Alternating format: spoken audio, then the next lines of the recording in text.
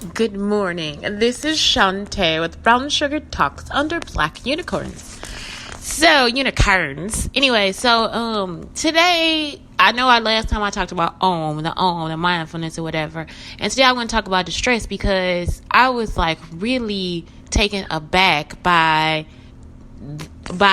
researching distress and what happens. So, first off, there's like this thing called a window of tolerance. And the window of tolerance gives you like options, like you have extreme distress, you have distress, and then you have the optimal frequency, like where you are. And you know what? I did that painting, and I juxtaposed it to like a Salvador Dali, the one that I named Frequency. Anyway, and I did not know that that would be. I don't know. It's like window of tolerance. Like it just came to me one day. Like I don't know. So anyway, I think it was from a meme. Okay, it's all Saturday to be scrolling through Instagram, but I really am like trying to get through doing what I have to do without having to rely on therapy all the time or whatever. And plus, again, it's the scientist in me, so I'm trying to figure it out. So extreme distress is like you get a slow breathing, flat effect disassociation. That's called hypoarousal. So people take the word arousal and they think arousal is only for sexuality, and it's not.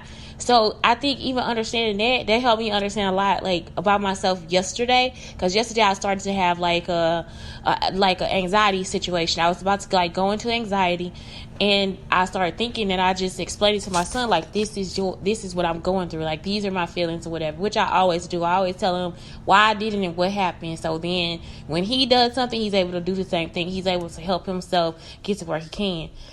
So that's a hypo arousal. Now, hyper arousal is when it's hyperventilating, extreme emotion, and panic attacks. So then that's like a hyper arousal.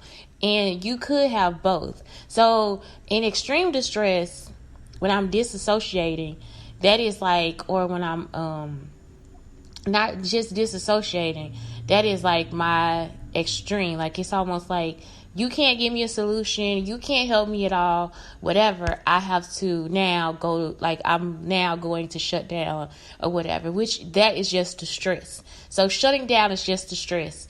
And I think in different situations you have different things. So like say for instance, like the top of the PTSD, where I'm thinking abuse and all this different stuff, right? That is my extreme distress. I remember I used to actually faint. Like I used to actually pass out. With my mom, like she would like be like, I'm gonna whoop you. It's like, oh God, I just hit the floor. So it's like that was my extreme distress. And that was a hypo activity. It's almost like I just drained myself out. Also, like I remember when my friend passed away, like I did not move. Like I was in extreme distress. I just would not fucking get out of it. Like I wouldn't do anything. I don't even remember having to go to the bathroom. Like I didn't do anything for like 2-3 weeks. Distress also was a delayed reaction. It's you shut down and you just like it's a dulled effect, like where you just like go to like class, like for real, like it like that's distress. And so when I kept talking about the shutting down, I thought it was like related to meditation. It's just distress, because I'm not a person that really gets into gossip. And when people are just like giving me these small talk conversations or whatever, and it's like gossipy and shit, it's like, I don't know, listen to I really don't want to know. Like I don't want to know. Like it's like shit that I cannot.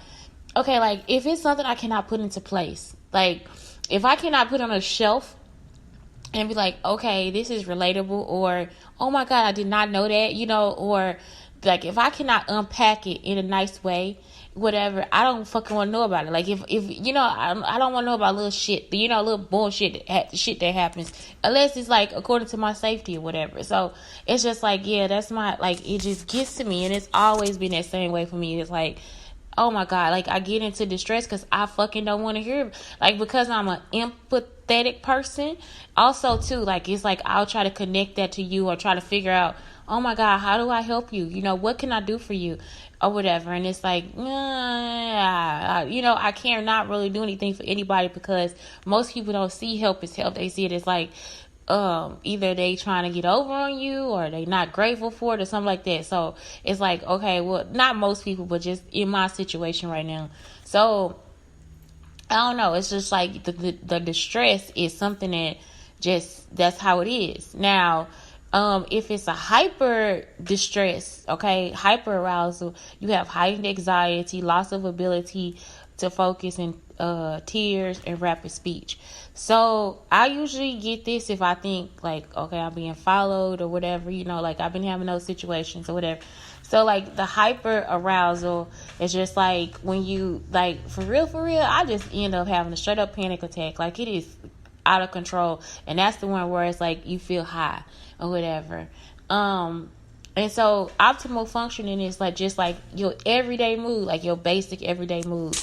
And I think that because I was going through so many of them at a time, like within a day, like how many, like going through, like if I had classes in the class, all classes are different, and all these different things happen.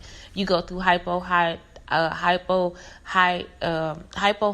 arousal, and so it was just like I was just like going up and down, up and down, up and down. It was just pissing me off, and so I don't know. I just did not like that. I did not like it at all. So I did not know that it was a coping mechanism until I was like, what? This is all a coping mechanism, And so also, let me talk about some of the what is this stuff? The stigmas that go along with this, because people go through this stuff every day. Like for real.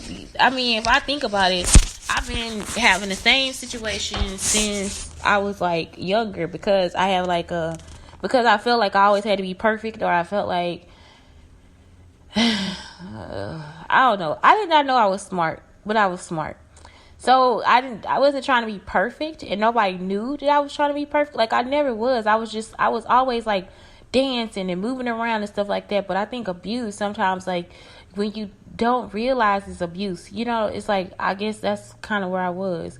In different ways that I like express that. So I guess the dancing and the singing was just like part of it.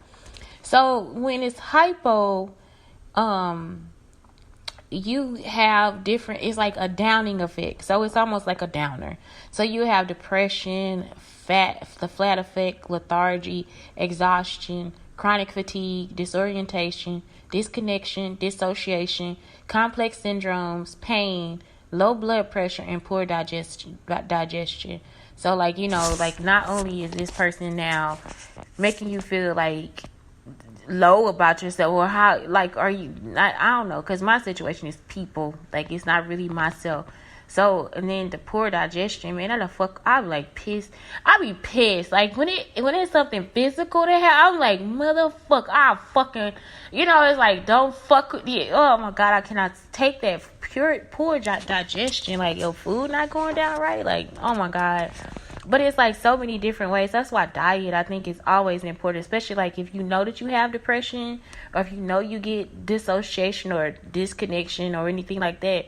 I think having a good diet is just like key, because then at least you know that, okay, wait a minute, right now I'm not okay. Like I know I'm not okay. I know maybe keeping track of your moods and stuff, but I also say keeping track of your food too. Like you don't have to actually, I think I learned to track my food when I first lost weight or whatever, and I just and I remember the counselor telling me, like, you're only doing it so you can control it, because it's something you can control. And I was like, whoa, like, like I was just looking at her like, bitch, no, you just don't want me to be skinny, like, but in some ways she was right, but in the other way she was wrong, because it wasn't that I was trying to control. It's just like, that's just me. It's just my personality. Like I really do care about the food I eat. Like I do. I really, really do. Like I care. Like it is like since I've been younger, like since I know that I had like issues and stuff like that. So it's like I really care about what I put into my body. Stuck on anxiety, panic, hyperactivity, exaggerated startle, hyperventilation, inability to relax. This is your hyper arousal. Restlessness, emotional flooding, chronic pain, sleepiness, hostility, and rage. I don't get to the hostility. I always get to just straight up hostility, rage, because I have reasons to be pissed off.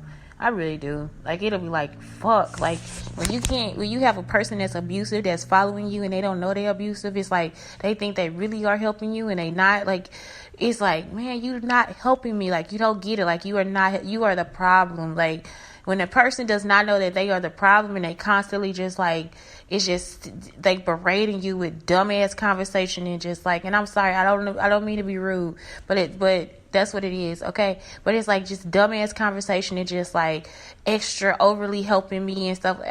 I cannot do it. So that's the whole thing. It just starts to cause me anxiety and like just all this other stuff, and it just makes me feel like this person is trying to take over my life and just all kind of shit. So I don't know, like that right there is like the hyperactivity. I don't really get. I used to get startled like easily or whatever. I remember at some point when it first started, when I first started noticing like how bad my anxiety was getting. I used to get startled easily, and that was it. Like I used to have sleeplessness and hostility and rage. That wasn't until like I just hit a point of just like, fuck this. I was pissed and like ready to go. So yeah, that's your hyper arousal.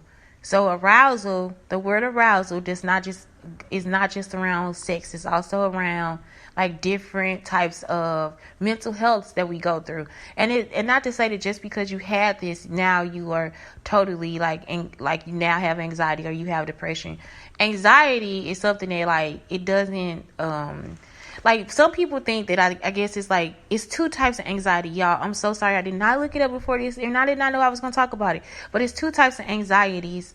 One is chronic anxiety. I don't know, but anyway, one of them is just like when you have an anxiety attack, like that's different than when you have like a chronic anxiety or whatever. It's like because it's something that's always kind of like there.